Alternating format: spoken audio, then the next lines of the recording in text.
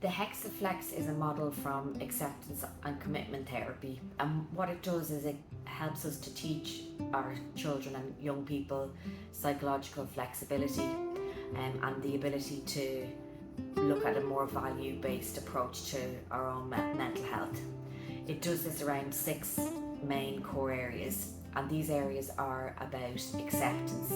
So we have to accept that we have certain thoughts and feelings, and rather than trying to control them, by learning to accept them, it frees us up to direct our attention to more constructive or value-based approaches without spending lots of time going over these thoughts and feelings.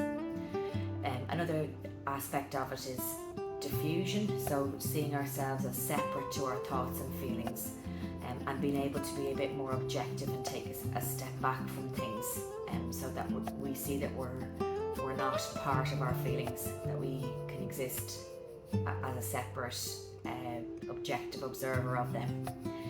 We also look at through the Hexaflex, we look at the concept of present moment awareness, where we try and stay within the present moment, and that involves using certain grounding techniques, for example deep breathing, mindfulness.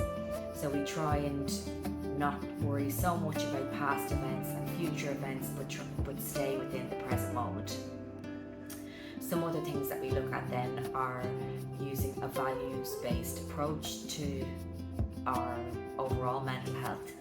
So rather than, for example, being really focused on academic results, that we can see that this is just one part of who we are, and that it's not the most important thing about us as a person.